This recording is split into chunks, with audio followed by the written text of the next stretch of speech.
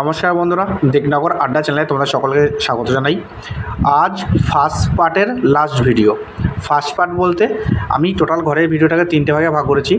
First যে পার্টটা আছে সেই পার্টে থাকবে একদম ভিত থেকে শুরু করে ছাদ ঢালাই সেন্টারিংয়ের পাটা খোলা, তারপরে তোমার ছাদের ঘোলা টানা, এই যাবতীয় বিষয়বস্তু থাকলো ফার্স্ট পার্টে।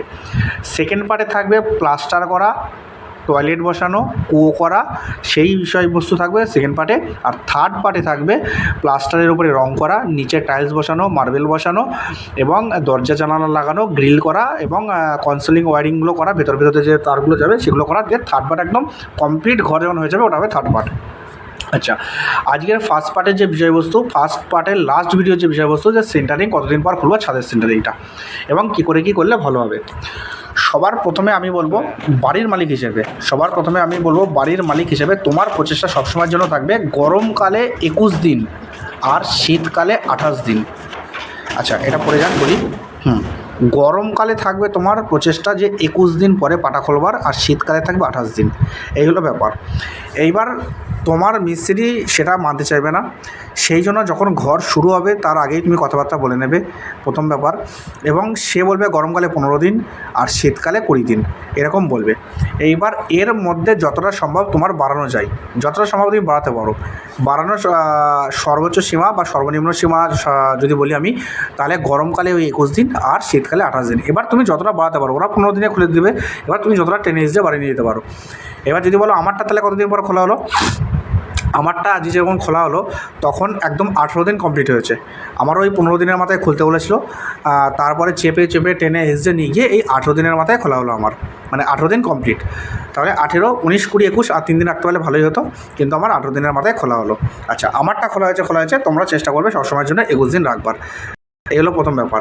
দ্বিতীয় ব্যাপার, এই যে যদি তোমার সেন্টারিংটা যদি তোমার ওই সিট দিয়ে করা থাকে, তাহলে অবশ্যই ছাদটা তোমার সমান বেশি ভালো হবে, এবড়োটা কম হবে, খুলতেও সুবিধা হবে এবং তোমার জমেও ভালো জিনিসটা। এবার কাঠের পাটা থাকলে হয় কি, ওখান দিয়ে তোমার ওই বেশিরভাগ তিরপল দেওয়া থাকে, ঠিক আছে, তিরপল দেওয়া থাকে, এটা ঠিকই আছে, কিন্তু তাও হালকা বিস্তার লিক করে, সিমেন্টের জলফলগুলো বেরিয়ে যায় আর কাঠের দাগও হয়ে থাকে এবড়ো। তো সেই তুলনায় সিট দিলে খুব ভালো হয়, এই একটা ব্যাপার। আর এই হলো ছাদের ব্যাপার। তাহলে বোঝা গেল সর্বনিম্ন 21 দিন রাখবে গরমকালে আর শীতকালে রাখবে 28 দিন। আচ্ছা, এটা হলো ছাদের সেন্টারিংয়ের ব্যাপার। আর ঠিক একই সমান থাকবে ছাদের উপরে যে জলটা বাঁধানো হয়েছে, মানে গোলা দেওয়ার পরে যে জলটা বাঁধানো হয়েছে, সেটার ক্ষেত্রেও সেই একই ব্যাপার। তুমি এটার ক্ষেত্রে একটু উল্টো ব্যাপার।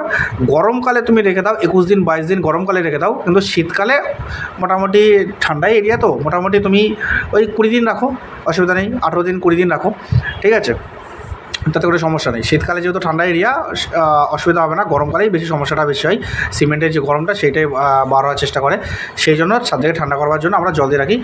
আর ওই যাতে ওই ফেটে না যায় প্রচণ্ড তাপে, সেই ব্যাপারটাও লক্ষ্য রাখার একটা থাকে।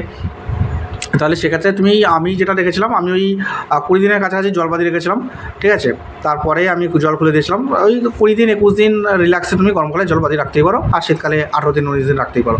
আচ্ছা, এই একটা ব্যাপার। আর একটা ব্যাপার হলো, তোমার যখন ছাদের জলটা বাঁধানো হবে না, ছাদে যখন জল বাঁধানো হবে গরমকালে বিশেষ ক্ষেত্রে, যখন তুমি জল বাঁধাবে দেখবে একবারে সম্পূর্ণ জল বাঁধিয়ে দেবে না, মানে বিশাল হাইট করে একবারে পুরো কানায় ভরে দিলাম সেরকম করবে না। ওই মোটামুটি বাঁধিয়ে দিলে, বা মোটামুটি 1 ইঞ্চি হাইট করে 1.5 ইঞ্চি হাইট করে বাঁধিয়ে দিলে জল, তারপর সূর্যের আলোতে খানিকটা জল উড়ে যাবে বাষ্পে, তারপরের দিনকে বিকেলবেলায় আবার তুমি খানিকটা জল তুলে দেবে, তারপরের দিনকে মোটর পাইপ করে আবার খানিকটা জল তুলে দেবে। এভাবে জলটা তুলে দিলে হবে কি, সূর্যের গরমে যে জলটা, মানে সূর্যের রোদে যে জলটা গরমে থাকলো, আবার পরে যখন তুমি তুলবে তাহলে আবার ঠান্ডা জল হয়ে গেল, ঠিক আছে, মানে জলটা যাতে ঠান্ডা থাকে সেরকম একটু চেষ্টা করবে। এরপরে 2-3 দিন পর একটু করে জল তুলে দেবে, তাহলে জিনিসটা ভালো হবে। আচ্ছা, এই একটা ব্যাপার গেল। আর এই দেখতে পাচ্ছ সেন্টারিং খোলাই চলছে, পাড়া খোলা চলছে। আর একটা ব্যাপার যেটা বলবো, এবারে দেখা গেল তুমি প্লাস্টার করবে বহুদিন পরে, 6 মাস পরে, 1 বছর পরে, অনেকের হয় দেখা গেলো চাদরা দিয়ে নিলাম, 6 মাস 1 বছর পরে আরও কিছু টাকা পয়সা জোগাড় করে একবারে প্লাস্টারটা করবো, এরকম চিন্তাভাবনা অনেকেরই থাকে। এইবার সেক্ষেত্রে করবে কি, ওই যে সেন্টারিং খোলবার পরে যে তিরপলটা দেখা যাচ্ছে, যে তোমার ওই নীল সবুজ যে তিরপলটা দেখা যাচ্ছে, ওই তিরপলটাকে তোমাকে খুলে দিতে হবে। ঠিক আছে, মই বাঁধিয়ে টেনে হিঁচড়ে ওই মালটাকে খুলে দিতে হবে, নাহলে পরে কিন্তু এখন যেটা এটা স্মুথভাবে যে উঠে যাবে, নরমে নরমে উঠে যাবে, পরে কিন্তু এই মালটা উঠতে চাইবে না, একটুখানি উঠবে ছিঁড়ে যাবে, একটুখানি উঠবে ছিঁড়ে যাবে। অনেকের ক্ষেত্রে অনেক দেরি করে তুলতে গেলে মালটা তোলাই যায় না, একদম ছাদের সাথে সেরে যায়, তখন সেই গ্যান্ডিং মেশিন করে গোটাটা বোলানোর মতো একটা পরিস্থিতি হয়ে যায়। ঠিক আছে, এই তিরপলটাকে তুলতে হবে, নাহলে কিন্তু প্লাস্টার ভালো করে ধরবে না। আর দ্বিতীয় ব্যাপার, অনেকেই তোমার করে কি যে বেশ কিছুদিন পরেই প্লাস্টার করে, সেক্ষেত্রে অনেকে তোলে না, একবারে যখন প্লাস্টার করা হয় সেই সময় তোলা হয়। তো আমি বলবো একবারে তুলেই ফেলতে, তাহলে হবে কি ভেতরটা একটু হাওয়া বাতাস পাবে। আর অনেকে এরকম করে যে তোলে না, একেবারে যখন প্লাস্টার হয় সিলিং তখনই তোলে, বেশ কিছুদিন পরেই প্লাস্টার করবো, ধরো মনে করলো যে 8-10 দিন বাদেই প্লাস্টারটা করবো, তাহলে সেক্ষেত্রে তখন মনে করে কি ওইটা তুলে দেবো, নরম নরম থাকবে, তখন ভালো করে তোমার ওই হাতুড়িটা মারা যাবে, গর্তটা ভালো করে খেয়ে যাবে, এই ব্যাপারটা অনেকে করে। কিন্তু আমি বলবো তুলেই ফেলতে, তাহলে হাওয়া বাতাস পেয়ে জিনিসটা ভালো করে শুকোবে। আর যেটা হাতুড়ি মেরে গর্ত করে, তার বদলে আমি বলবো যে হাতুড়ি মেরে গর্ত করার থেকে তুমি ওই গ্যান্ডিং মেশিন দিয়ে গর্ত করে দেওয়া খুব ভালো। মানে গ্যান্ডিং মেশিন নিয়ে আসবে, হালকা করে চেঁচে দেবে, ব্যাস ওইটাতেই খুব ভালো হবে। এই হলো ব্যাপার। আর যদি ওপরে একদম চিকেন নেট মেরে দেয়, তা তো একদম বিশাল ব্যাপার হয়ে গেল, অনেক খরচ সাপেক্ষ ব্যাপার, অনেকে করেন ওটা। ওই তোমার ওই গ্যান্ডিং মেশিনে ভালো করে গর্ত করে ইয়ে করে দেয়, এই একটা ব্যাপার বলার ছিল। আর এই দেখতে পাচ্ছ সামনে ডিজাইনটা এসেছে, ওই মাঝখানে একটা বিট করা হয়েছে, ওই ওটা লেগে আছে, ওটা একটু ঝোড়া ঠেলা দিলেই ঝরে পড়ে যাবে। আর এই হলো ঘরটা, একদম দেখতে দেখতে কিছুদিন আগেই ঘরটা শুরু হলো, বিট থেকে শুরু করেছিলাম ঘরটা, ভিডিও করাও শুরু করেছিলাম, একদম দেখতে দেখতে চোখের সামনে ঘরটা হয়েও গেল। একদম দেখতেই পাচ্ছ এই মডেলের ঘর, মানে এই মডেলটাও ইউটিউবের একটা ইয়ে থেকে দেখেছিলাম সামনেটা, সেখান থেকে প্রিন্ট করে বার করেছিলাম, সেখান থেকে ঘরটা আস্তে আস্তে দেখতে দেখতে প্রায় হয়েই গেল। এই ব্যাপার। আরও কিছু ভিডিও আসবে এরপরে, এরপরে যে ভিডিও আসবে সেটা তোমার ওই প্লাস্টার রিলেটেড ভিডিও আসবে। আর তার আগে আরেকটা ভিডিও আসবে, ওটা আমি ভিডিও করছি আর কি। এবার ওই ভিডিওটা প্রচুর বড় হবে, মানে কি বলবো, মানে ওই 40 মিনিট 50 মিনিট একটা মুভি টাইপের হয়ে যাবে। ওইটা আমি পার্টে পার্টে দেবো, 15 মিনিট 15 মিনিট করে 3টে পার্টে দেবো।